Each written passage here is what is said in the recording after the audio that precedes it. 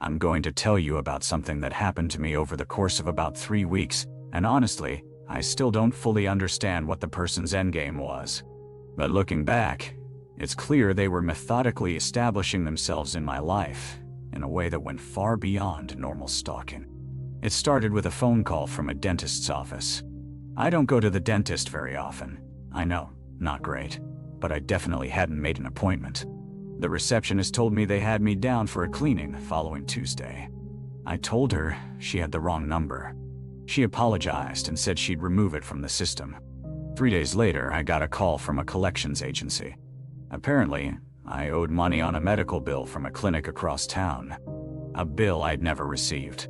I spent 40 minutes on the phone explaining that I didn't recognize the debt. And they eventually backed off, but not before confirming my address with me twice, which seemed odd in hindsight. Then came the packages. Amazon boxes started arriving at my apartment. I don't order that much stuff online, so when the first one showed up, I figured maybe I'd just forgotten what I'd bought. I opened it. It was a men's watch. Not my style, not my brand. I contacted Amazon. They said the order had been placed from my account using my payment method. I changed my password immediately, filed a fraud claim, and that should have been the end of it. But the packages kept coming. A hiking backpack. Running shoes in my size, but definitely not something I'd ever buy. Coffee maker. A phone case. Each one billed to my account, each one showing an order placed from my IP address. I filed multiple reports. Amazon kept issuing refunds, but the packages didn't stop. Then I got a call from a doctor's office. They wanted to confirm my appointment for a follow-up colonoscopy. I was 34 years old and had never had a colonoscopy. I told them to cancel it. The receptionist asked if I was sure, and I remember her saying, "Mr. Harrison made such a big deal about getting this scheduled." I asked her to repeat that. She said the previous appointment, the initial exam, had been scheduled by someone named Harrison, the same name the original appointment had been made under. That's when I realized this wasn't just fraudulent activity. Someone was actively pretending to be me in a very specific way, not trying to empty my bank account or steal my identity for profit. They were using my name and address to establish a life, a routine, a pattern that made them seem real and integrated into the community. I called the police. The officer who took my report was helpful but not particularly concerned. He said it sounded like a case of identity theft and that I should continue monitoring my accounts. When I pushed him on the Harrison thing, he suggested it might be a coincidence, or that someone just got my information and was using it randomly. But it wasn't random.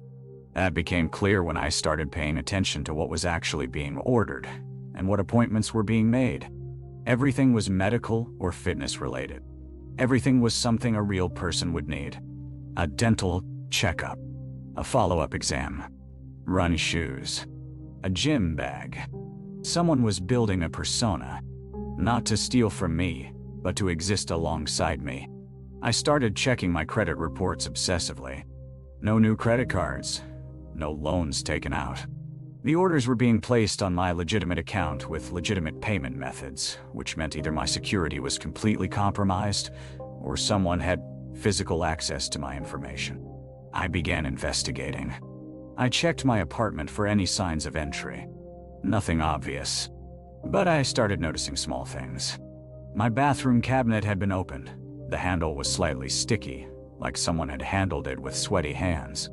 My mail had piles that looked slightly disturbed, though nothing was obviously missing. Then, I got a letter from a gym. A membership confirmation in my name, for a location about a mile from my apartment. The photo on the membership card wasn't me. I would have noticed that immediately if I'd been there in person. Someone else's face, with my name printed below it. I went to the gym and talked to the manager.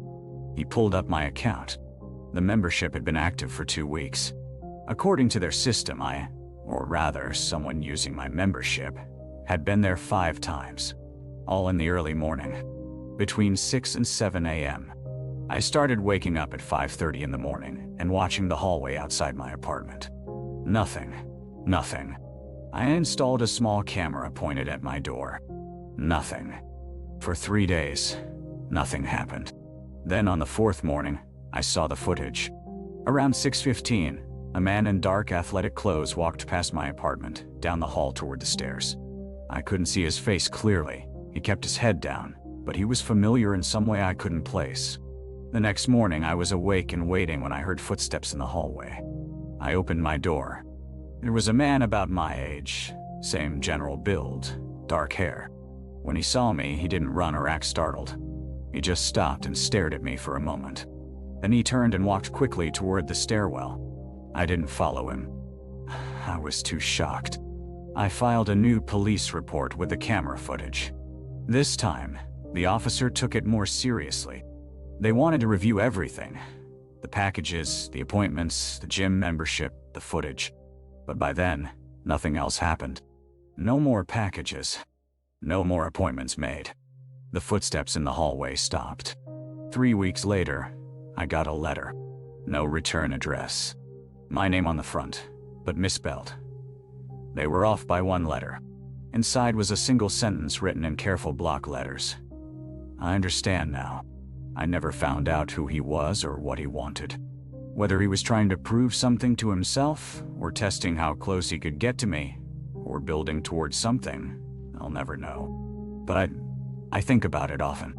About the fact that someone spent weeks methodically inserting himself into my life, establishing a routine so similar to mine that they showed up at the same gym, kept the same early morning schedule, ordered things I would order.